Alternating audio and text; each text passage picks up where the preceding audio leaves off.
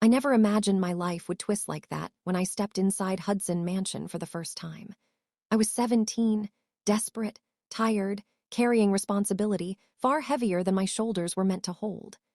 Bills piled on our kitchen table back home like a mountain that refused to move, and my mother's voice cracked when she asked me if I could help. So I said yes, even though my hands were still calloused from schoolwork and late-night shifts at the diner. Cleaning houses for wealthy families wasn't exactly my dream, but when you're 17, dreams often wait while survival screams louder. Hudson Mansion felt unreal. Marble floors stretched like frozen rivers, chandeliers glittered with 1,000 tiny suns, walls whispered money with every polished frame. My job was simple: dust, mop, keep quiet, stay invisible. Invisible was my safest form. The staff moved like shadows, heads down, lips sealed. Every surface looked too expensive to touch. Every mirror reflected a world where I didn't belong. The first time I saw Ethan, I almost dropped a crystal vase. He stepped into the library, tall, dark hair slightly messy, shirt sleeves rolled up carelessly, eyes a color between storm clouds and ocean. He wasn't supposed to notice me. People like him rarely noticed people like me. But his gaze stopped, fixed, curious. "You're new," he asked. No sharpness, no command, just a question, simple and strangely warm. "Yes, sir," I whispered, because that's what we were told to say. "Don't call me sir," he said, almost laughing. "Ethan is fine." From that moment, something shifted, though I didn't recognize it right away. Ethan started appearing more often, at first by coincidence, then maybe by choice. He'd ask me questions, where I went to school, what I liked to read, why I always looked like I was about to vanish. I tried to keep answers short, boundaries protected me, but his presence had a gravity I didn't know how to escape. Weeks slipped by like water under closed doors. The mansion became less silent when he was near. He made jokes about the absurd number of guest rooms, rolled his eyes at his father's endless business calls, offered me tea one rainy afternoon when the house smelled like wet marble and cold perfume. Nobody had ever offered me tea there. Then one evening, when the house glowed with golden lights and the air smelled of expensive wine, he found me alone in the hallway. "Jennifer," he said, voice low, like a secret, "do you ever get tired of pretending this place doesn't exist for you?" I didn't know how to answer.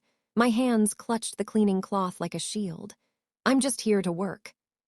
He smiled, one of those small, crooked smiles that hide too much behind them. "Maybe, but you deserve more than being a ghost in someone else's palace." It started with walks around the garden after his parents left for dinners. Conversations under the giant oak by the fountain. He told me he hated how cold the house felt, how every decision in his life seemed already made for him. I told him about the cracked walls of our kitchen, about my mother's tired hands, about the little dreams I folded into notebooks when nobody was watching. Feelings grow silently. One night we were strangers in different worlds. The next we were two hearts rehearsing the same rhythm, afraid to speak it aloud. Ethan's hand brushed mine when he passed me a book he thought I'd like, and the warmth stayed on my skin long after. When his parents noticed, everything changed. Mrs. Hudson's eyes were sharp like glass. She caught us in the garden one afternoon, nothing scandalous, just a look, a laugh, a closeness they never planned for him. "Jennifer," she said, my name tasting bitter on her tongue, "you are here to clean, not to linger." I wanted to sink into the stone pathway. Ethan stood his ground, though. "She's my friend," he said, voice steady. "Friends," she repeated, as if the word was dirty. "Don't confuse kindness with opportunity." After that, whispers followed me through hallways. Doors closed when I entered. Mr. Hudson stopped nodding when I greeted him. Ethan tried to shield me. He walked with me more, he spoke louder, he dared to laugh in rooms filled with tension. It only made them angrier. One Friday, rain hammered the mansion windows like it wanted in. I was told not to come the next day. "Your services are no longer needed," Mrs. Hudson said without looking up from her papers. Ethan argued, begged even.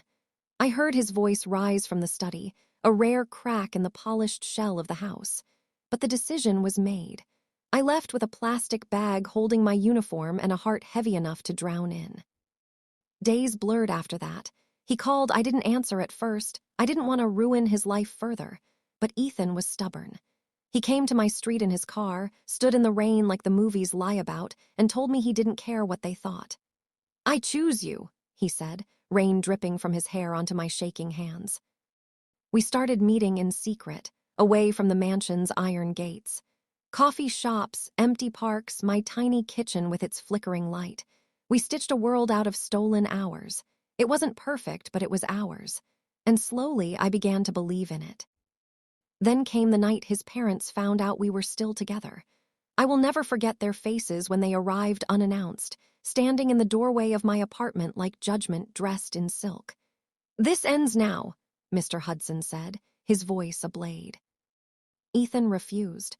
"You can't control everything," he said. "We can control what belongs to us," his father replied. "And you, Jennifer, do not." They dragged him out like he was a disobedient heirloom. I stood frozen, fingers cold around the cup of tea he brought. My world collapsed with the slam of their car door. But something inside me didn't break. It burned. When Ethan disappeared that night, dragged by the invisible chains of his family's pride, I sat in the dark for hours. The tea turned cold, my fingers numb around the cup. Outside, city lights blinked like indifferent stars, watching a story that wasn't supposed to exist. I wanted to cry, to scream, to forget him, but his voice echoed through the rain. "I choose you." The next day he called, not once, again and again, until I answered. His voice cracked through static. "I left," he said. "What do you mean?" "I walked out. I'm not going back." The words sounded impossible. Hudson Air without Hudson Mansion. The boy who had silver spoons waiting at every meal now slept in a small rented room near downtown. He sounded tired, but free. I met him that evening under the bridge where trains roared like angry giants overhead. His clothes smelled of wet asphalt, his hair a mess, his smile real. "They'll try to crush me," he said. "Us." "They already started," I whispered. Weeks turned into months of quiet survival. We worked odd jobs, me cleaning small offices, him carrying boxes in a warehouse where nobody called him sir. We shared instant noodles, second-hand blankets, nights full of plans whispered like crimes. We didn't want their fortune. We wanted a future where love wasn't treated as a stain. But Hudson's didn't forget. Letters arrived, cold warnings written with polished cruelty. One said they would cut him off completely. Another threatened legal action against me, baseless but heavy as stone. One afternoon, Ethan showed me a folder thick with documents. "I know their secrets," he said. Inside were ledgers, contracts, numbers twisted into shapes that didn't match taxes or promises. I stared at the lines of ink that smelled like power and rot. "Where did you get this?" "They trusted me with more than dinners and polo matches," he said, a shadow crossing his face. "I know where they hide their cracks." Fear tangled with something sharper, hope, not the soft kind, but the kind that cuts. We didn't plan revenge like a movie montage. It started small, a lawyer friend who owed Ethan a favor, an accountant willing to listen, a journalist hungry for truth. Each piece moved slowly, like chess on a cold night. I learned to write letters that sounded innocent but carried sparks. Ethan learned to smile when people underestimated him. One night, as rain tapped the window of our cramped room, he turned to me. "Do you ever regret it?" "Regret loving you?" I asked. "No, regret fighting them." I thought of Mrs. Hudson's face when she said my name like it was dirt, of Mr. Hudson's voice slicing the air in my apartment. I thought of being invisible. "No," I said. "I regret staying quiet for so long." The first crack appeared when a local newspaper published an article about Hudson Industries moving money offshore. Not an accusation, just a question with teeth. Investors began calling. Whispers grew into meetings behind locked doors. We watched from the outside, hands clasped in the dark. "This is just the start," Ethan said. I felt guilt sometimes. Was I destroying or surviving? But then I remembered their laughter the day they erased me, the way they called my love a stain. And the guilt turned to steel. Months later, an invitation arrived, not for me, for Ethan. A family gala, desperate attempt to parade control. He looked at me, letters shaking between his fingers. Do we go? Yes, I said, not as guests, as a storm. We found clothes that didn't scream poverty but whispered independence. The night of the gala, the mansion glittered as if nothing had changed. But the walls carried rumors now, and the chandeliers trembled with the weight of secrets. When we walked in together, silence sliced the music in half. Mrs. Hudson's glass nearly slipped from her hand. Mr. Hudson's jaw tightened until it could cut marble. Jennifer, she said, voice sugar over poison, you have nerve. No, I said softly, I have memory. Ethan stood beside me, not behind. People watched, not staff this time, but partners, shareholders, their smiles brittle. The night stretched like a string ready to snap. We didn't shout.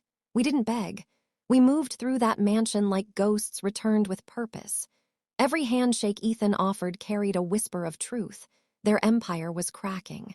Every look I gave reminded them I was no longer a shadow. By midnight, the first partner left, muttering about transparency. By dawn, 3 investors had withdrawn funds. The Hudsons still smiled for cameras, but their hands trembled when they thought nobody saw. Are we winning? I asked as we walked out into the cold. Not yet, Ethan said, but they finally see us. The winter that followed was cold, not just in air, but in silence that wrapped the Hudson name like frost.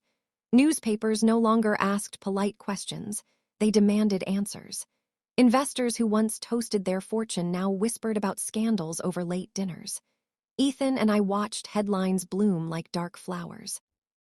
I cleaned offices by day, but at night I sat beside him, laptop glow painting our faces pale. Documents moved like currents beneath the surface.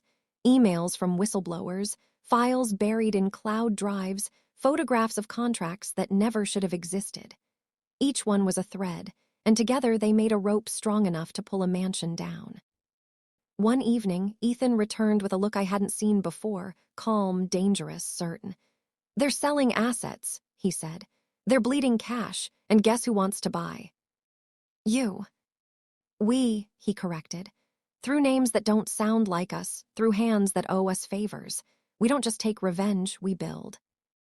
Weeks turned into a slow march. Hudson Industries lost a contract in Europe. Their luxury project downtown stalled.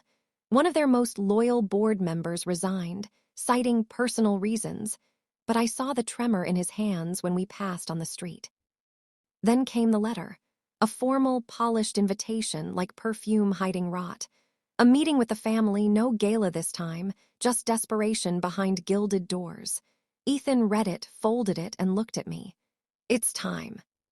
The mansion smelled the same, marble, citrus polish, a hint of cold perfume, but it didn't feel the same. We walked in not as ghosts, not as intruders, but as future owners of the ruin they built. Mrs. Hudson waited in the drawing room, pearls tight around her neck like a warning. Mr. Hudson's eyes were sharp, tired, still trying to measure me like a stain on their carpet. You've made your point, he said. You've damaged the family name enough. What is it you want? I looked at Ethan. He didn't smile this time. Respect, he said, and control. The deal they offered was desperate, a stake in their crumbling empire in exchange for silence. But we didn't come for scraps. We came for the house that cast me out, for the boardroom that laughed at love, for the power they thought eternal. It wasn't one night of signatures. It was weeks of lawyers, papers, witnesses. But when the final document slid across the table, my hands didn't shake. Jennifer Parker, once a maid, now co-owner. Ethan Hudson, not an heir hiding in someone else's mansion, but a man who chose his own empire. We walked the halls that night when it was finally ours. Chandeliers still glowed, but now their light didn't blind me. The mirrors no longer reflected a stranger. Do you feel it? Ethan asked. What? Victory. I thought of every hour I scrubbed these floors, every whisper that called me less, every rain-soaked night we built our plan from nothing. Victory didn't feel loud. It felt steady, warm, dangerous only because it was real. We didn't throw them into the streets. We gave them a choice. Step down with dignity or drown in exposure. They left quietly, pride wrapped like bandages over their wounds. Neighbors talked. Newspapers wrote headlines they never expected. The maid who became the mistress of the mansion. I read them without flinching. One evening, standing by the same oak tree where it all began, Ethan touched my hand. "We didn't just survive," he said. "We rewrote the story." I looked at the mansion, its windows glowing like tired eyes. "And now we live," he whispered. For the first time, the house didn't feel like a cage. It felt like a beginning.